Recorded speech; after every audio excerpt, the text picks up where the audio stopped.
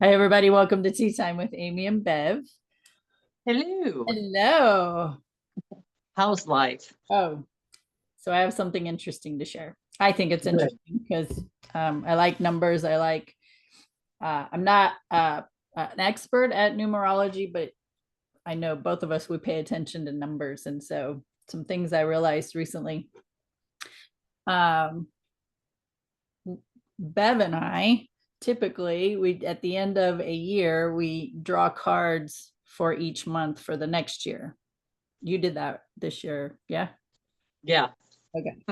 I did too. And so in April, one of my cards for April out of the card deck that I used was sevens. So here's the card. It says magic, happiness, dreams coming true. It's like, okay, I pay attention to the words. Didn't Yeah. really, well, gave more attention to the words instead of the numbers. But anyway, I was like, well, that's cool. So April unfolds and I put those cards away and pull out May's cards and about a week ago I started thinking because just going to the number thing. So I've mentioned before, but I'll say it again. 3 is very significant to me in my life path and all the things. And I see 624, which is my birthday. I see that a lot. So when you add 6 plus 2 plus 4 is 12, 1 plus 2 is 3. So you always, in numerology, you reduce it down to one number, which is between 1 and 9. So 624 and 444, those two numbers I see frequently. So both come to a 3. So I was thinking about my mom's birthday, turned 75 on Mother's Day. Okay, 7 and 5 is 12. That's 3. Okay. 5/11 is her birthday, 2025. 5 plus 1 plus 1 is 7. If you add the 2025, it's a 9. It comes to 16. 6 plus 1 is 7. So there's a 7. I'm like, oh, that's interesting. Then I'm in an organization where it's our 75th anniversary. There's a 3. On May 20th, there's a 7. Like, wow, this is really cool. So keep thinking about it. And for this organization I'm in, I'll be the president. My presidency starts in the 7th month. And prior to that happening, so in June, typically we do our board installation. So that's when I'll be installed as president. And then once that's done, then we have what's called a president's retreat, where we have like a full day of getting together with our organization and planning the next year. Well, I wanted to do it during the new moon. Of course I would, right? But it didn't work out. A lot of people were going to be out of town, blah blah blah. So I said, okay. It came down to June 28th. That's a 7. So just like, this is wild. So we just come to those. We don't always understand. Like I was not paying attention to the numbers. Oh, and by the way, 7 plus 7 plus 7 is 21, which is a 3. So there's that too. I just thought of that. So anyway, just those validations or confirmations or guidance from spirit beyond. It's just always there. And when we really give attention to it and recognize it, wow, I was just like, wow, this is a lot of validation between those 2 months, May and June. And it was pretty fun when I finally Nice. realized it. Yeah. I've actually been using I think there's months that I might skip through and not even hardly look at my monthly reading that I do, but I do it. And the numbers, you talk about the numbers, and something I've been doing recently is every time I'm following the messages. So every time I get a message, sometimes I'll see a number and I know I have a knowing within inside of me now because I've been doing it for so long, whether that's a message for me or not for me right now. And so I'll go put it into my phone real quick and type it up. So if I don't have time to look at it right now, maybe I saw it in between clients or whatever, but I'm putting it there so that I have the opportunity to go look at it. I like to look at the numbers right when we're doing that. We always know it's divine timing. Just like you said, you didn't even see the number thing because it wasn't time. You weren't supposed to see the number yet. You weren't supposed to see it until now, and to start seeing where all the synchronicities were at to let you know you're going on your trail. But I've been getting all these numbers, the messages, whether it's a card, a message, or whatever it is, a song verse, whatever pops into my head, because this stuff's been happening for a long time. Instead of me just being like, oh, that's weird, I'm having that experience, I journal it. I put it in my journal. So then I go back through my journal and I start looking at what's the commonality, what's the message been this whole time. And it is, when I channel right, I get information. And then when I get the numbers, I get information that correlates and gives me the synchronicities to the previous messages that I received. It's constant. It's always there. Sometimes we shut down. And so like for me lately, there's been a lot going on in my life and people are coming and going, and that's divine, actually. It's easy to find yourself wanting to hold on to people because it's a different level now. I'm in a different space. So it's like trying to hold on to people and keep them in that space. And it's like, no, I have to let them go, not only for them, but I have to let them go for myself. So it's like this whole journey that I'm going through right now. And it's been pretty freaking emotional the last couple of weeks. What is today? I don't even know what today is. Today's the 18th of May, right? I mean, this will come out whenever it comes out.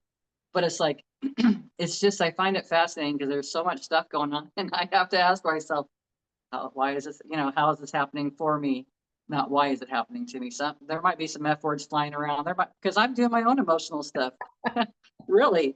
But like I said, it's been an emotional ride. And then one of my kids decided to tell me, Mom, why don't you go look up what attachment style you have? And I was like, what are you talking about? She's like, well, there's a test. You can go look it up online.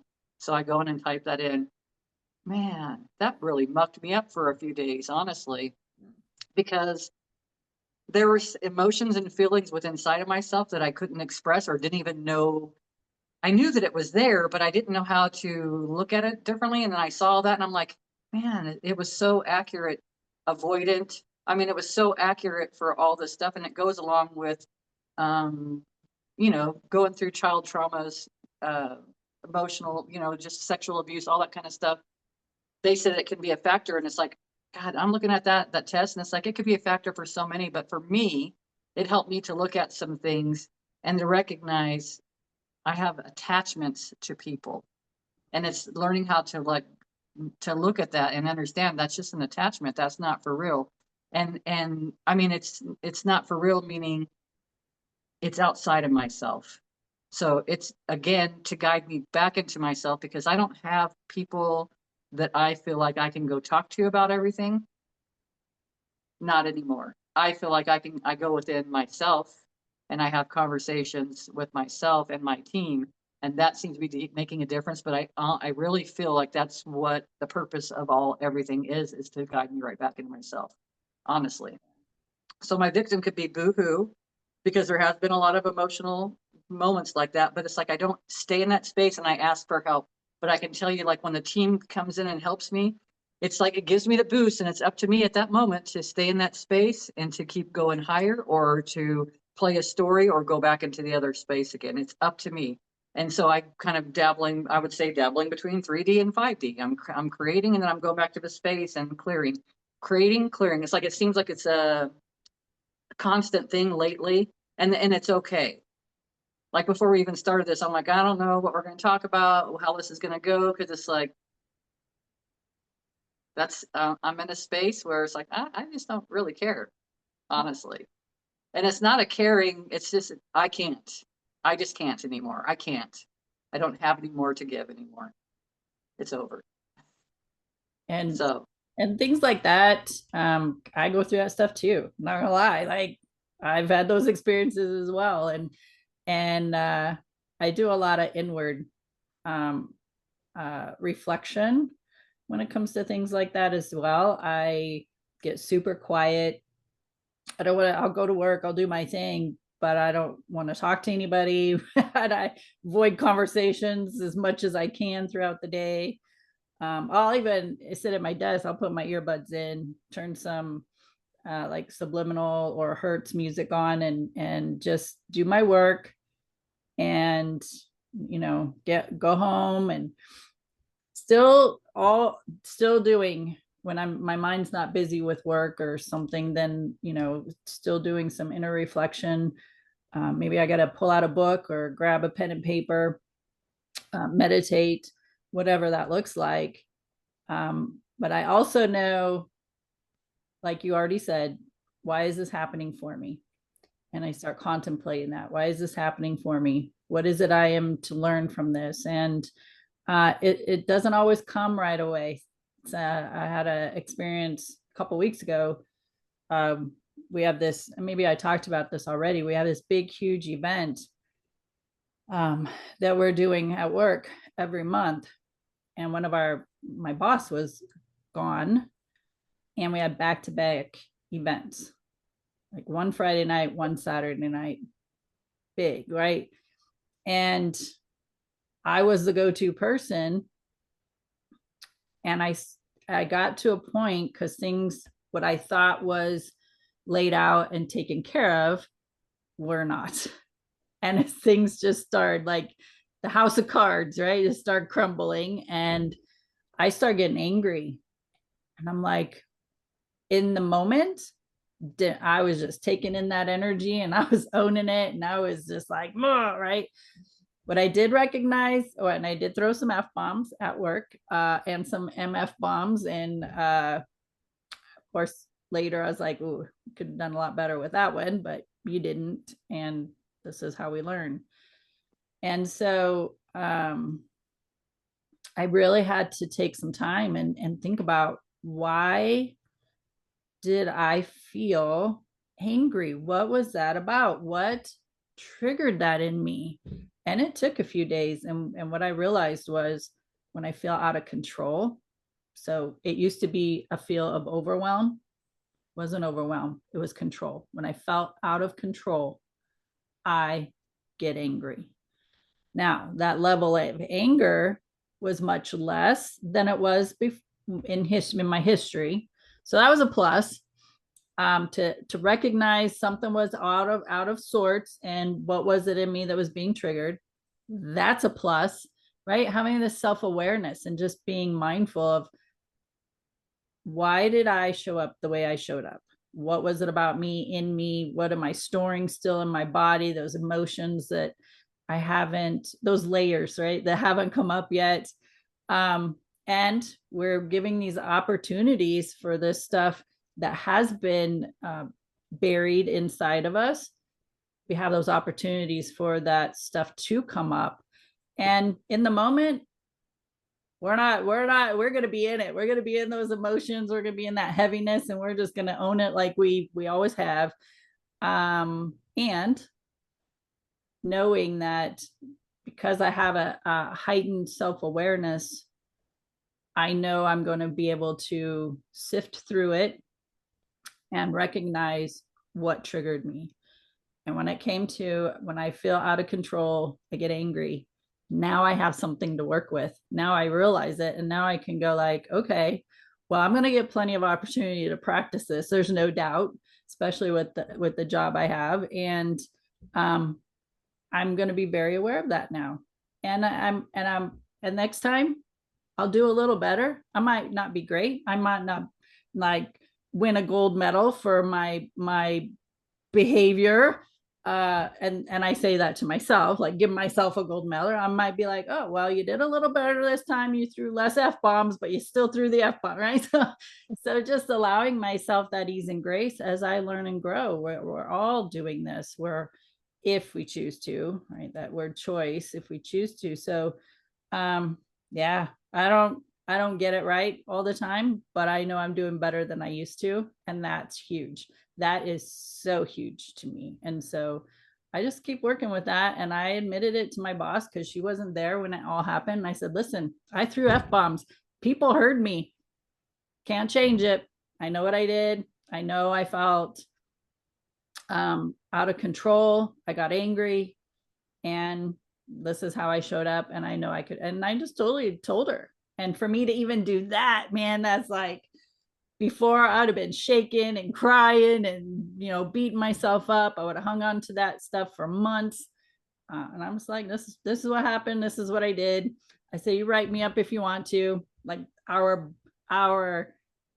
like what's called, like, considered the president of our board was in the presence of me throwing these F-bombs. I'm like, you guys want to write me up, whatever.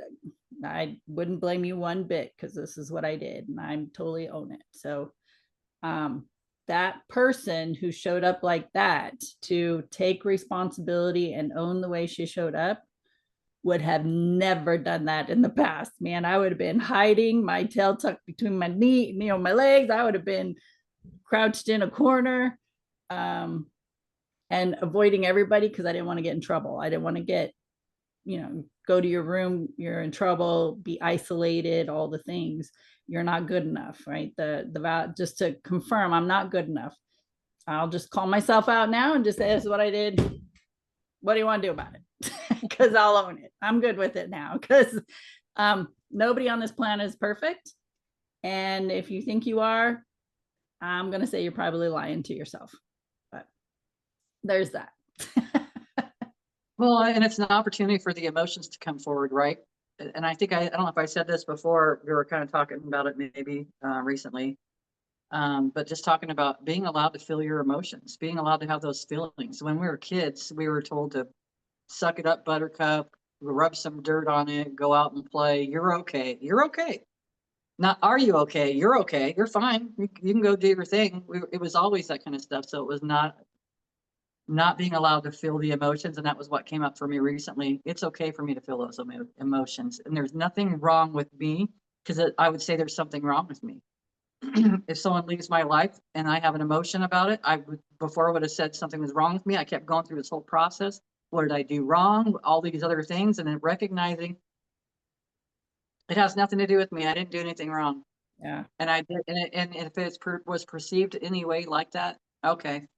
Nothing I can do about it again. That when I show up in the perspective of somebody else, is up to them from where they're at that moment. So it's like, it's just all that presented new feelings. It presented the opportunity to know it's okay, Bev, for you to feel these emotions. It's okay, Nikki, because I was Nikki when I was a little girl. It's okay, Nikki, and I'm not going to say little Nikki because there's a nice show behind that. Oh yeah. But it's just letting her know it's all right. It's okay for you to feel this. You're going to be okay.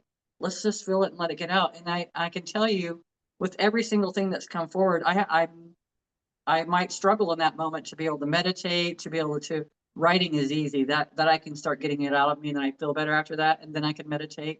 But it's like this process. And so I'm kind of just learning, where do I gravitate to help raise my frequency, to not stay in that space. And it's been lots of different stuff. I joined the gym, and so I go to the gym and stuff like that again. There's just things that I'm doing differently now, processing a lot of things, everything that has shown up in my life recently. And it's like the carpet has been pulled out from under you, because it can't stay the way that it was. Those were not strong foundations. They were not strong foundations. They were built on old emotions and old template. I'm not even the same person anymore. So it's like, there's no resonance. And so it's just recognizing that these things happen, and to ask your team to help bring you into a neutral space so that you can see it maybe from a different perspective, or how can I see this differently? Asking the angels, how can I see this differently? There's like so many ways, but when we're in the muck of things, sometimes it is the MFers, and sometimes it is the Fers and all that stuff that comes out, because that's like a way for us to express ourselves. It's almost like a little bit of a temper tantrum, but we need to do that. We need to operate the same way kids do, but once we get it out, it's done, right? We don't have to deal with it anymore. It's done. Yeah. But like you said, we can, instead of it happening in a group gathering like that, have I shown up that way? Sure. In a group gathering, yeah. But we won't do it again. And maybe next time we'll be like, have a little notebook stuck in your pocket and be like, I really have to go to the bathroom. What the fuck is going on? That was a good idea. Where's the support? All the feelings and emotions that we might have, and putting on that piece of paper and walking back out and being like, hi. And you could just sit there and write MFer, MFer, MFer, MFer over and over and over again. It's okay. It's just whatever works for us to be able to transition from that space to the next space. And the thing is, I feel like we're all going through this. So if nobody has tools and they're going through this shit, come on in. Yeah. Let's have a conversation. But because it's tough. It's tough for me. I feel like it's tough if you didn't have those tools, because I can rely on those tools to be there. Those things that have been beneficial that are outside of me, but it helps. All of those tools do is take me right back into myself, and it takes me into the now, right now. Yeah, absolutely. And just remembering to use the tools. Like you said, when we're in it, we get amnesia. We get spiritual amnesia or healing amnesia, or what tools to use amnesia, because we did just goes all out of the mind, and we have our temper tantrum because we're wrapped up in that energy. And it's allowing yourself to move through it, and then, right, what was that all about? And when you said temper tantrum, I'm like, yep, that's what I did. I had a temper tantrum. That's what I had to do. Yeah, it feels, it's, to me, those are very important moments for us to have those. Now I could walk outside. Just thinking about and adding that too, when you grow up in an abusive home, you're out of control. This other person who is a giant next to your little body is in control. They get to they get to decide what the narrative is. And if you do something wrong as a child and they don't like it, that's how they have a temper tantrum, right? They start throwing the cuss words and yelling and screaming and all the things. And so as a little person, we take that in. I'm going to take that information in, because this is what we do when somebody does something you don't like. You yell, scream, cuss, whatever. Maybe somebody might hit them, or for me, I'm going to be blessed that I wasn't hit. However, mental and emotional abuse is just as damaging. So learned behavior, because I had to have come somewhere. I had to learn that behavior from somewhere. I didn't just come into this world thinking, okay, when I get out of control, I'm going to get angry. No. I'm going to autopilot this behavior because it feels so good afterwards. Yeah. Yeah, well, I'm reconsidering that. But I say it like that because I've done it. I mean, I've been in that space, and it's like, I just feel like, and it's hearing the kids, it's hearing my grandkids, it's because it's like I've told my kids, you're hearing your inner child. That's your inner child right now. That Vivi right there, that Colton right there, that Huxley, that's your inner child right now. Yep. And you're having a reaction to their behavior right now because you were taught that was bad. It doesn't mean that it was bad, right? We've talked about this not that long ago, but I feel like it's just coming to the surface more. And it's not to say our parents were bad, because it's not about that. It's about learning what we needed to learn from that and being better. My granddaughters, my grandkids have been staying the night once a week. One stays the night Monday nights because she does online schooling, and we can do the online schooling in the morning when she's here. The other one stays on Friday nights, so comes in Friday afternoon and have them until whatever Saturday. Spending time with them. Well, one of them, my granddaughter wanted to go home, and she had wanted to go home one time, and this just reminds me of the kids not being heard, right? And it's just these little tiny things that us big people think that it's not a big deal. It's not a big deal. Just stay. Oh no, you can just go ahead and stay there. Come home tomorrow. Otherwise, you're just going to miss it. You're going to be upset because you came home. You're not staying at grandma's house. All this other stuff, which was fine. I'm not saying anything bad about anybody, but because it's like we were all in agreement. Okay, it's late. Let's just let's just go to sleep or whatever. And so this last week, she decided at like 8:25, she's like, I'm ready to go home. And I'm like, okay, because it was bedtime. And I said, okay, we'll call mom. And so we call mom, and mom says, okay, I'm on my way out. And I said, okay, I'll meet you wherever. And then I'm driving with her, and because we need to be heard, we need to hear about little kid inside of us. And she tells me, I said, so what's really going on, B? And she says, well, Grandma, I felt trapped last time. I felt trapped because I wanted to go home, and I was trapped, and I couldn't go, and I had to stay here. I was trapped here.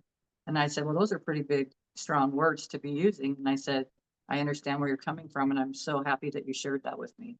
And I said, because it's important. It's important for them to know that they're being heard.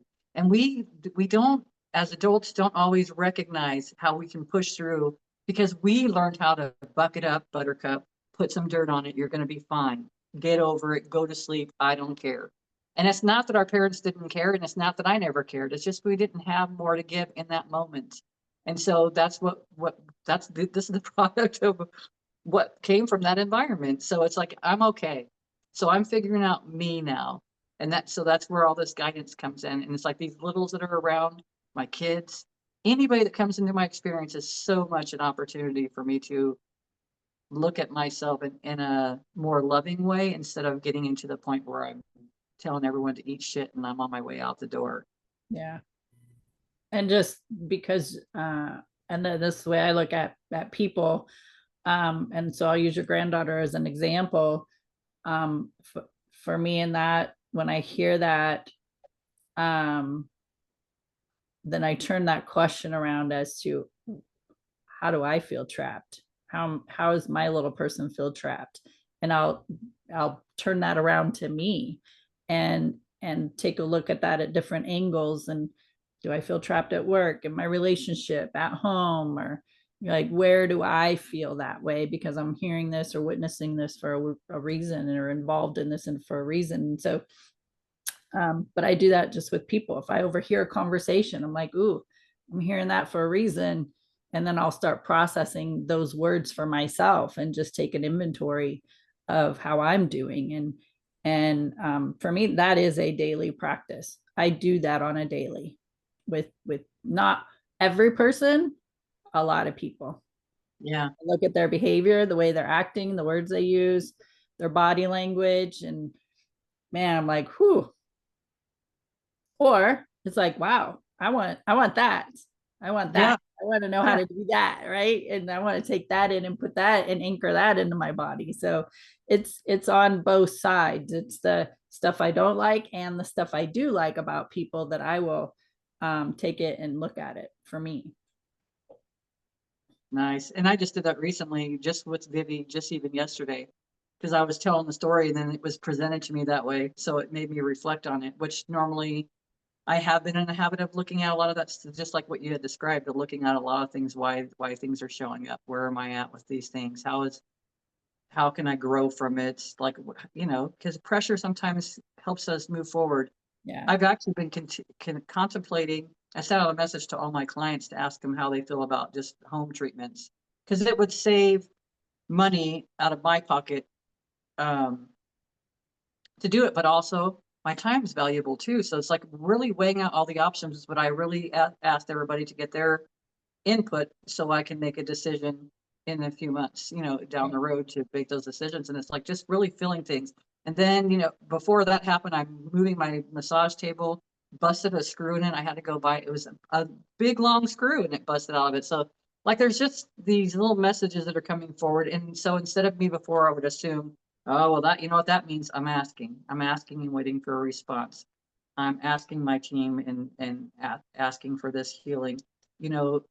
My we talked about our 12-month thing, and then mine's got healer of the ages in it, and then it says Jesus is with you now, bringing resolution to physical, mental, and emotional bodies. And I will tell you, this is tied into when I start really reflecting and looking at this stuff. Oh, you stop it! I already see that something's happened.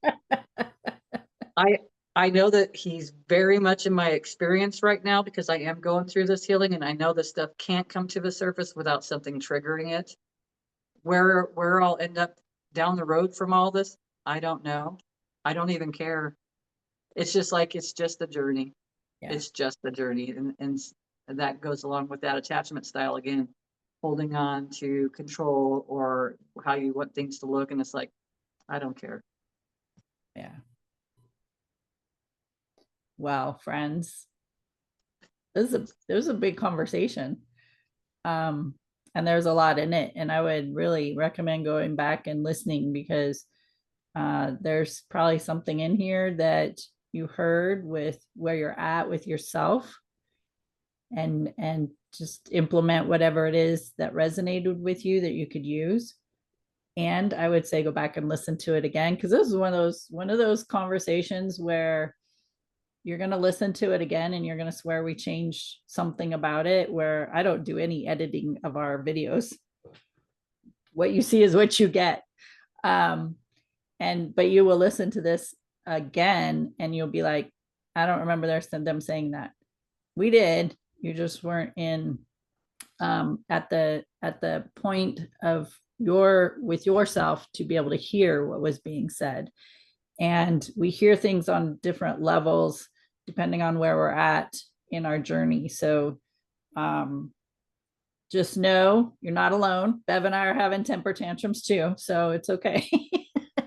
We're out here kicking and screaming too as we bump around in life and figure it out. But that's why we come together, is to share these stories, to share what's working for us, and to let you know, like, we're two people of billions, and then you, so that's three that are having these experiences. So just know we are not the only three in the planet that are doing this. So but the goal is to be and do better. The goal is to learn to embrace life, live in joy more often, to use these experiences as growing and learning purposes. And it is a journey for our spirit, for our expansion of our spirit. That's the way I feel.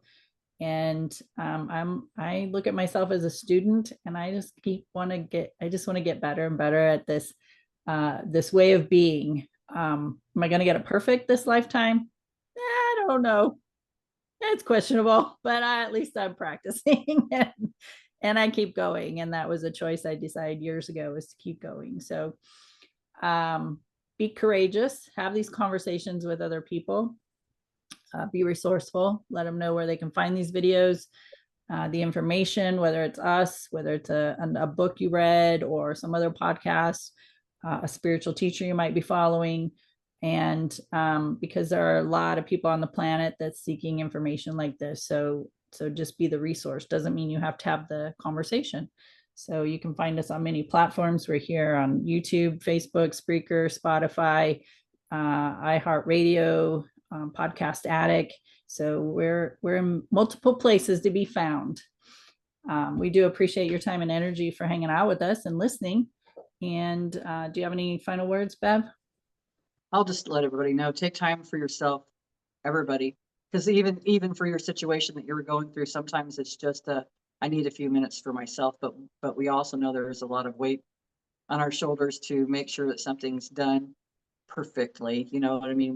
We want to leave our mark that way, but it's just taking time for self, maybe taking that few minutes in the bathroom to write down MF a few times or whatever. Because believe me, when I say it, it's a tool that's a very valuable tool to be able to write those things down that you've been doing for a long time. Yeah. And I've only been doing for probably a couple of years. So nice. Thank you.